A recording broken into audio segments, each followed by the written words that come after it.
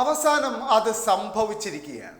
ബി.ജെ.പിയുടെയും കേന്ദ്ര സർക്കാരിൻ്റെയും കുഴലൂത്തുകാരായി മാറിയ ദേശീയ മാധ്യമ പ്രവർത്തകരെ ജനം തെരുവിൽ നേരിടുന്നതിൻ്റെ ദൃശ്യങ്ങളാണ് നിങ്ങളിപ്പോൾ കണ്ടത്.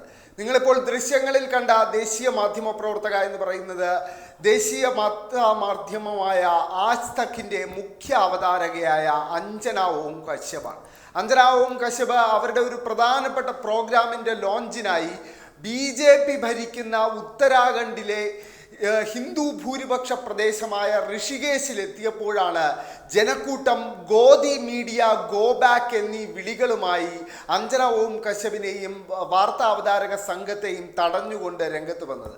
അവർ പ്രധാനമായും ആരോപിക്കുന്നത് നരേന്ദ്രമോദി സർക്കാരിനും ബി.ജെ.പിക്കും അനുകൂലമായി പക്ഷപാതപരമായി റിപ്പോർട്ടിംഗ് ഈ ആജ് തക്കും അഞ്ജന ഓം കശ്യപും നടത്തുന്നുവെന്നും ഇത് ജനാധിപത്യത്തിന് വെല്ലുവിളി ഉയർത്തുന്നുവെന്നും ചൂണ്ടിക്കാണിച്ചുകൊണ്ടാണ് ഈ ജനക്കൂട്ടം ഇത്തരമൊരു പ്രതികരണം നടത്തിയത്.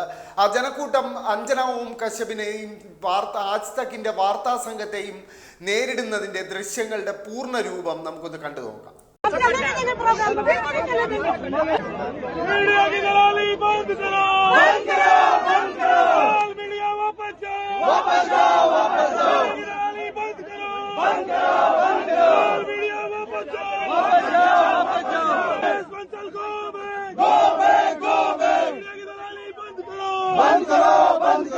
सवाल पूछा जाए, दोनों पक्षों से निस्वार्थ भावना से सवाल पूछा जाए.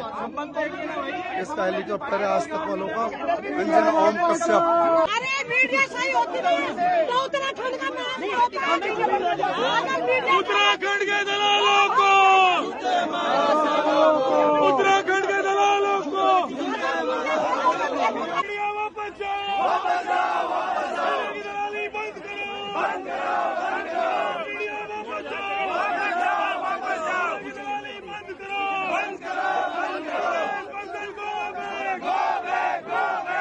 ഈ ദൃശ്യങ്ങൾ ആരെയും ഞെട്ടിക്കുന്നതാണ്. കാര്യം ഇന്ത്യയിൽ ഒരുപക്ഷെ ഏറ്റവും പോപ്പുലറായ വാർത്താ അവതാരകരിൽ ഒരാളാണ് അഞ്ജന ഓം കശ്യപ്. അഞ്ജന ഓം കശ്യപിൻ്റെ പ്രോഗ്രാം ലക്ഷക്കണക്കിന് പേരാണ് കാണുന്നത്. ആ അഞ്ജന ഓം കശ്യപിനെ ജനം തെരുവിൽ തടയുന്ന നിലയിലേക്ക് കാര്യങ്ങൾ മാറിയിട്ടുണ്ട് എങ്കിൽ അത് ഇന്ത്യൻ ജനാധിപത്യത്തിന് തന്നെ വലിയ പ്രത്യാശ നൽകുന്നതാണ്. കാര്യം അഞ്ജന ഓം കശ്യപും ആജ് തക്കുമൊക്കെ നിരന്തരമായി നരേന്ദ്രമോദി സർക്കാരിനെ പുകഴ്ത്തി ഉള്ള വാർത്തകൾ റിപ്പോർട്ട് ചെയ്യുന്നതിൽ പ്രത്യേക താല്പര്യം കാണിക്കുന്ന ചില മാധ്യമങ്ങളാണ്. വർഗീയ അജണ്ടകൾ വച്ചുള്ള വാർത്താ റിപ്പോർട്ടിങ്ങും ആജ് തക്കും അഞ്ജന ഓം കശ്യപും നടത്തിയതിൻ്റെ ചരിത്രവും ഒരുപാടുണ്ട്.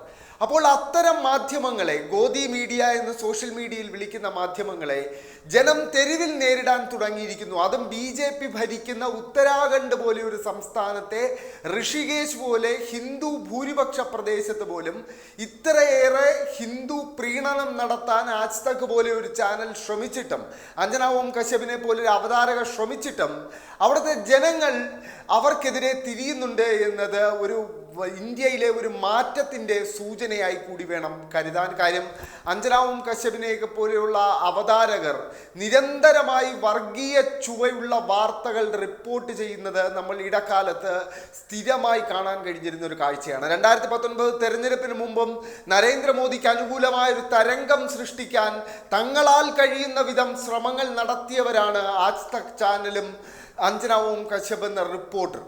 എന്തായാലും ഇവരെല്ലാവരും ചേർന്ന്, ഈ ദേശീയ മാധ്യമങ്ങൾ എല്ലാം ചേർന്ന് നടത്തുന്ന ഈ മോദി പുകഴ്ത്തൽ ഒന്നുകൊണ്ട് മാത്രം ഇന്ത്യ ലോക മാധ്യമ സ്വാതന്ത്ര്യ സൂചികയിൽ കൂപ്പുകുത്തിക്കൊണ്ടിരിക്കുകയാണ്. 2014 നരേന്ദ്രമോദി അധികാരത്തിലെത്തുമ്പോൾ India world press freedom index അഥവാ മാധ്യമ സ്വാതന്ത്ര്യ സൂചികയിൽ 140-ാം സ്ഥാനത്തായിരുന്നു. എന്നാൽ ഇപ്പോൾ 2023 ഏറ്റവും അവസാനം പുറത്തു വന്ന കണക്കുകൾ പ്രകാരം ഇന്ത്യ 161-ാം സ്ഥാനത്താണ്. ഈ 161-ാം സ്ഥാനത്തെ ഏറ്റവും അപകടകരമാക്കുന്നത് ഇത് അഫ്ഗാനിസ്ഥാനേക്കാളും പാകിസ്ഥാനേക്കാളും പിന്നിലാണ് എന്നത് തന്നെയാണ്. അതായത് താലിബാൻ എന്നൊരു ഭീകര സംഘടന ഭരിക്കുന്ന അഫ്ഗാനിസ്ഥാനേക്കാളും മാധ്യമ സ്വാതന്ത്ര്യം കുറഞ്ഞ ഒരു രാജ്യമായി ഇന്ത്യ മാറിയിരിക്കുന്നു എന്നാണ് ഈ സൂചിക പുറത്തുവിടുന്ന റിപ്പോർട്ടേഴ്സ് വിത്തൗട്ട് ബോർഡേഴ്സ് എന്ന സംഘടന പറയുന്നത്. അതിന് പ്രധാന കാരണമായി പറയുന്ന ഒരു കാര്യം, ഇന്ത്യയിലെ കോർപ്പറേറ്റുകൾ വലിയ രീതിയിൽ ഇന്ത്യയിലെ മാധ്യമങ്ങളെ വിലക്കെടുത്തു കഴിഞ്ഞു എന്നും ആ കോർപ്പറേറ്റ് ഭരണകൂട താൽപ്പര്യ സംരക്ഷണത്തിനായാണ് മാധ്യമങ്ങൾ നിലകൊള്ളുന്നത് എന്നുമാണ്. എന്തായാലും അത്തരം മാധ്യമങ്ങൾക്കുള്ള കൃത്യമായ ഒരു മറുപടിയാണ് ഇപ്പോൾ അഞ്ജന ഓം കശ്യപിന് ലഭിച്ചിരിക്കുന്നത്. അഞ്ജന ഓം കശ്യപിന് ലഭിച്ച ഈ ജനക്കൂട്ടത്തിന്റെ പ്രതികരണം ഇനി വരും ദിവസങ്ങളിൽ കൂടുതൽ ഗോദി മീഡിയയിലെ അവതാരകർക്ക് തെരുവിൽ നേരിടേണ്ടി വരുമെന്ന കാര്യത്തിൽ ഒരു സംശയവുമില്ല.